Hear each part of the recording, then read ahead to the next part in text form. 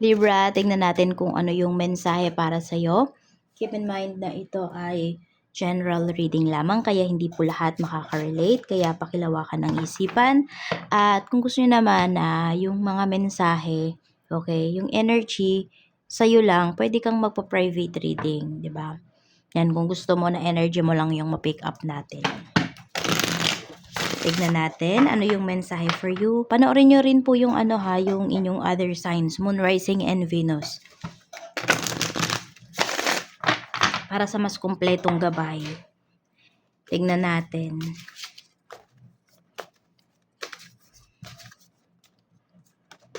We have something important is coming, so be prepared. Career is on the rise. Nararamdaman nyo na ba yan, Libra? Everything is wonderful. Tignan natin kung ano-anong aspect ito ng life mo or ano-ano tong sitwasyon na to.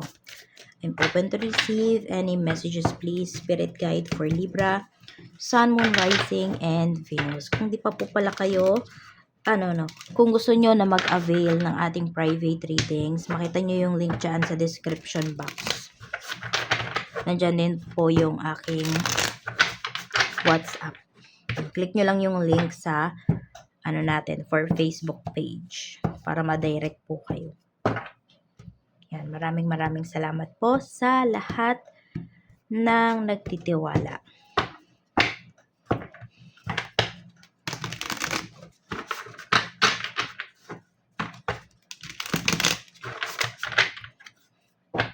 Cut natin into 3.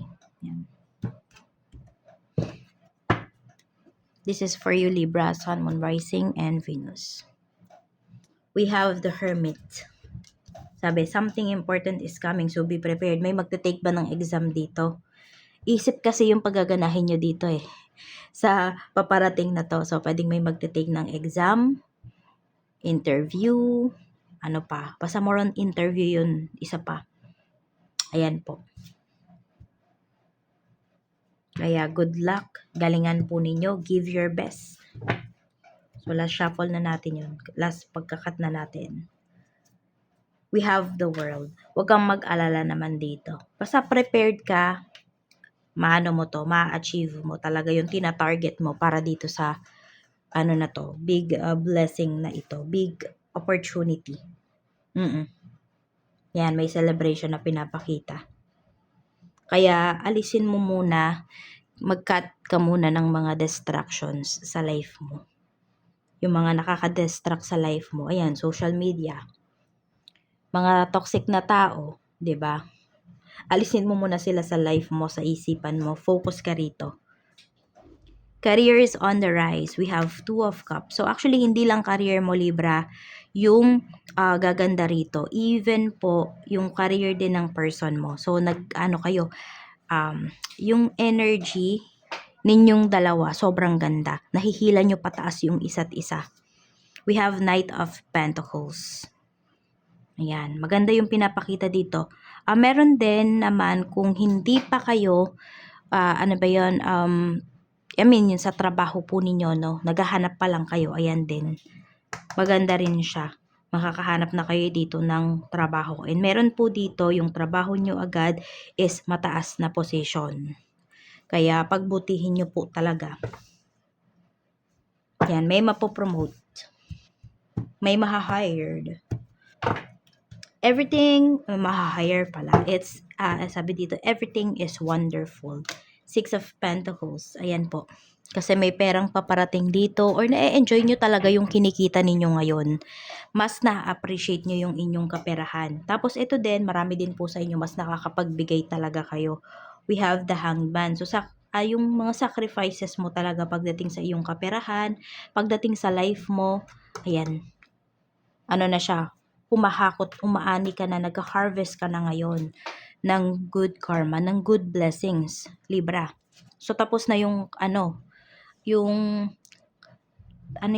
yung tagtuyot sa life mo. Claim mo na yan, no? Hindi ka na makakaranas ng hardships in terms of your finances.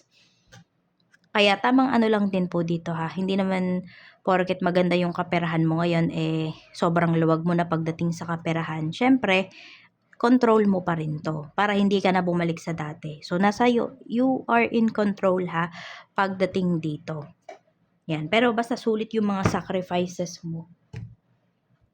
Sabi ko last cut na yung kanina, kinat ko na naman. Okay, tignan na natin. Kamusta yung emotions mo ngayon? We have 9 of Pentacles, masaya. Masaya yung puso mo ngayon. Nandun yung very proud ka sa mga achievements mo, sa sarili mo. Kasi alam mo kung paano ka naghirap eh. Alam mo kung ano yung mga tiniis mo para dito sa mga bagay na mayroon ka ngayon. So we have Ace of Swords pagdating naman po sa iyong kaisipan. So maganda rin yung kaisipan mo ngayon, very clear po siya. Yung mga sagot mo, yung mga iniisip mo, diretso. Okay? Kung ano yung pinupunto mo, yung gusto mong sabihin, nasasabi mo talaga siya. Kasi malinaw yung kaisipan mo dito. Tapos nakikita ko rin wala kang kinakatakutan. Pwedeng kinakabahan, pero ayun. Kaya din ito Kaya yung may mga magte-take talaga ng exam dyan, interview, ayan po Talagang this is your breakthrough. Libra, claim mo yung positive energy na yan. We have 7 of Swords. Everything is wonderful. Lalo na daw pag tahimik ka. Kaya kung may mga nangyayari man na maganda sa life mo, tahimik ka. Huwag mo munang i-share kahit kanino. Kahit pahapyaw na, kahit pahapyaw lang yung mga sinasabi mo, huwag mo munang sabihin. Mas maganda yung lahat sa life mo kapag tahimik ka. Pag tahimik ka talagang kumikilos. Tingnan pa natin. Energy naman ng mga taong makakasalumuha mo today. We have King of Pentacles, mga professionals, meron ding mayabang, meron din po na masaya. Ayan, tawa ng tawa kasi napakaganda ng kaperahan niya. Yung hindi mawala sa mukha niya yung ngiti. Ayan. So, pwede na meron dito kung ito ay katransaction po ninyo. So, parehas kayong magbe-benefit. So, hindi mawala ang ngiti sa mga labi. Tingnan pa natin. Pagdating naman sa blessings na pwede mong ma-receive, we have 9 of Swords. Okay. So, more on about po, ayan, sa pagtulog. Pwede ngayon, makakatulog na po kayo ng mahimbing. Okay, pwede may nag-take na ng exam dito. Meron dito tapos na yung interview. Okay? Meron natapos na yung project pagdating sa work. Kaya po, ayan, makakapagpahinga, makakapag-rest na kayo dito. Even, hindi lang yung katawan nyo, even your mind. We have Page of Cups. Ayan, good news talaga yung paparating sa inyo. Ayan. So, expect nyo na yung good news na to. Expect nyo na yung good message na ito. We have the Tower. May malaking pagbabago dito sa life mo. Itong pagbabago na to, for the better po talaga ito. So, expect nyo na rin to. Lalo na kung kayo, yung tao, ngayon Libra, na ginawa nyo talaga yung best ninyo at inalis nyo na yung mga toxic na tao na bagay sa life ninyo. Kasi gusto nyo talaga ng pagbabago. Minsan ganun tayo humihiling tayo ng pagbabago. Pero hindi naman tayo gumagawa ng mga new actions sa life natin. Puro same routine. Tapos nag-expect tayo ng pagbabago. Nag-expect tayo ng different results. Kaya ayan po, may pagbabago dito sa life mo, whether you like it or not, but you will like it. Tignan natin pagdating naman po sa work. We have Justice. May nag-aayos ba ng mga papers dito? Or pwede kasi ito is pipirma ka pa ng another contract. 9 of Wands. Mukhang ayaw kang paalisin dito pagdating sa work.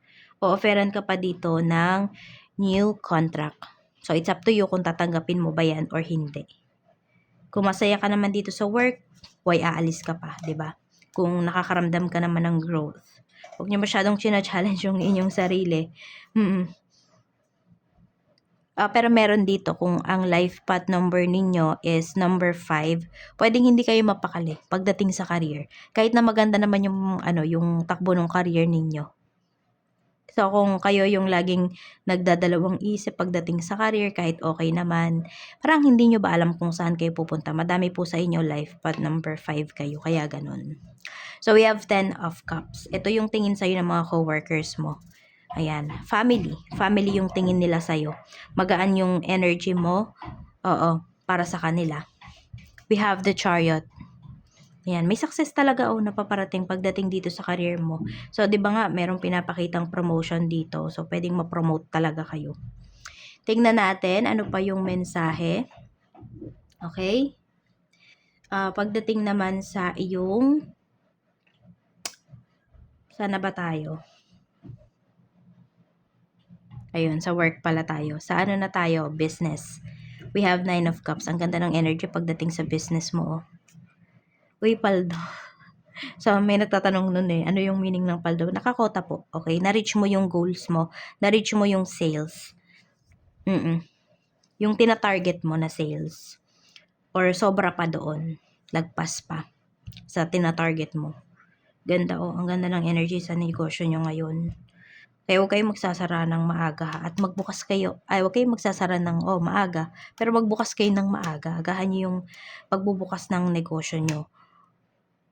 O yung iba din sa inyo, need nyo naman mag-cleanse ng mag-cleansing ng inyong shop.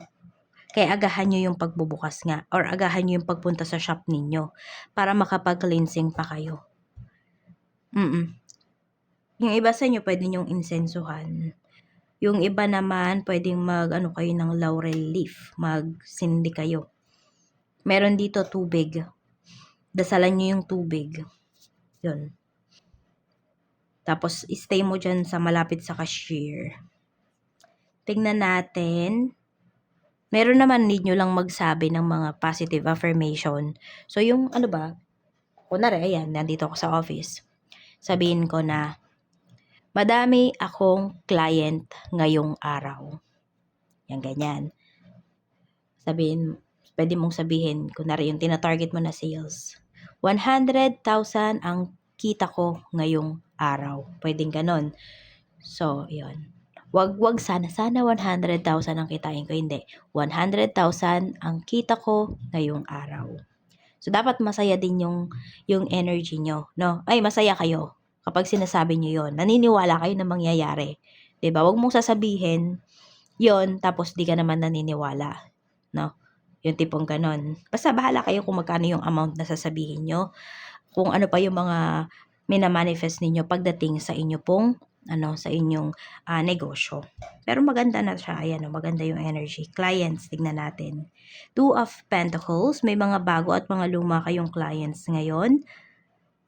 Siya, balance, ganyan. 4 of Wands. Pero ayan, magiging suki. Marami kang magiging suki pa dito ngayong araw. I mean, ngayon lang bumili yung client na yan.